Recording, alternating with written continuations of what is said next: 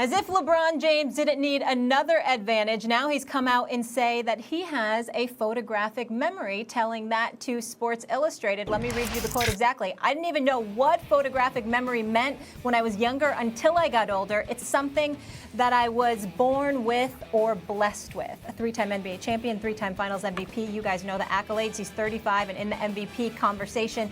We now welcome in Jay Williams. Stephen A., tell me this. Who is the NBA torchbearer after LeBron eventually retires? Me personally, the two names that I instantly think about is Kevin Durant and Steph Curry. You know, I thought Kevin Durant was right there when he was healthy, regardless of what LeBron James was doing, because I think he's that kind of superstar caliber player. But Steph Curry, the fact that he's such a marksman, that he's 6'3", he's sort of normalized to some degree. You're not looking at him and saying, I can never be that, even though you can, because he's the greatest shooter in the history of basketball.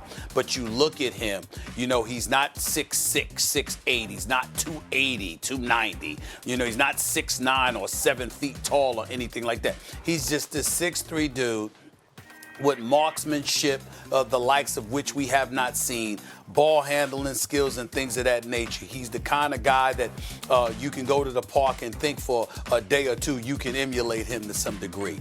He's articulate. He's a good-looking dude. He's a nice guy, very affable as well. And when he speaks, people listen. And I think the combination of all of those things would lend itself towards him being the kind of guy that could easily be the face of the NBA for the foreseeable future, because I think that he's got plenty of time left in his career, and Kevin Durant as well, obviously more than LeBron does. If not for their birth dates, I would agree with you, because they do have time in their careers, but LeBron is still operating at such a high level that year over year, the fall off, like, you know, that slope is looks like he's going to be really, really good for a while. So that's the first thing. The second thing is both guys you picked are over 30. And one of them in particular, in KD, is coming off a catastrophic injury. The two names that come to mind, and I'll leave one of them in case Jay will, you want them, is number one, Giannis, who's only 25, although by the time LeBron fades away, Giannis might be 30, and also wasn't born in this country. It would be interesting to see a foreign-born superstar with a great personality like Giannis become the face of the NBA, but I think in this country that's actually a disadvantage. So I look at Zion Williamson. Assuming health, Zion is 19. And like LeBron, we've known about him since he was even younger. In LeBron skipped college, but in Zion's case, since college. And he has been absolutely spectacular. And like LeBron, in spite of the insane hype, like only really LeBron James and then who? Maybe, obviously, Kareem in his time, Lou Alcindor back then, exceeded the Zion Williamson hype, but Zion, like those guys so far, has exceeded the hype, if anything. You look at his numbers as a 19-year-old rookie. By the way, on a team that's not like they're losing every game, they're competitive. It is remarkable. Then you take his personality, good personality, obviously American-born.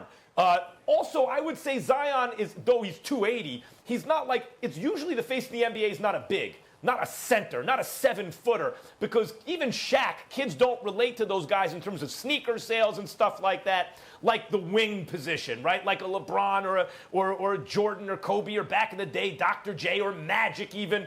Those guys can move merchandise in a way the bigs don't. And Zion, while he's big, is not tall like that. He's not a giant that feels like he's something that kids can't relate to.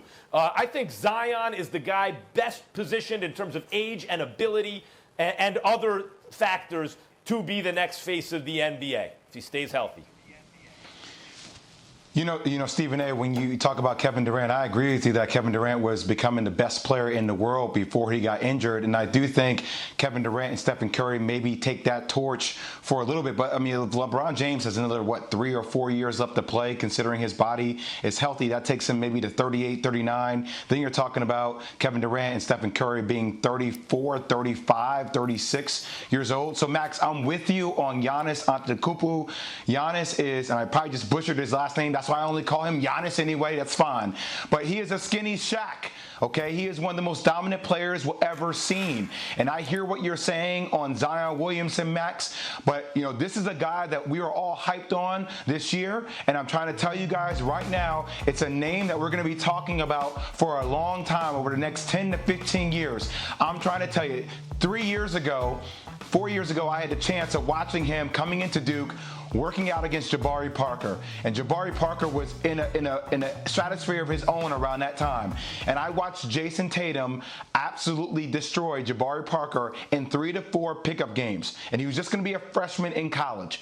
Watching the way he played this year, I know he may not be in that upper echelon category right now, but he is a guy who is on his way. If there's a guy that resembles Kobe Bryant in the way he plays and that kind of assassin, we need to see him do it for a long period of time. But I'm telling you, Jayson Tatum's name will be in this conversation soon enough. Well, I would definitely lean towards Jayson Tatum as well, Jay. I'll give that to you. I was just thinking in terms of the combination of it all, on and off the basketball court, and the potential kind of impact that people could have. I'm not saying it would measure up to LeBron James, but I think it would inch above the players in the league. And I think the kind of individuals that a Kevin Durant is, even though people have gotten on him for being a bit temperamental or whatever, if you listen to what he has to say, this is not an idiot. It's a smart dude, and he has a lot to say. And when he speaks, a lot more often than not, people have listened and will continue to listen. I think the same could be said for Steph Curry, who has never been accused of not being thoughtful. And I think those kind of things are what I was alluding to in terms of piggybacking off their game, assuming their game is still going to be at an elite level and what they bring off the court. If you're strictly talking about on the court and you're bringing youth into that situation, then obviously Jayson Tatum would be a name that would jump up at me because I love the guy. But I think that when you think about LeBron, it's a mistake to just look at him as a basketball player. He's so much more than that on so many levels that when you talk about carrying the torch or grabbing the torch from him, it ain't just about basketball. Thanks for watching ESPN on YouTube. For live streaming, sports, and premium content, subscribe to ESPN+.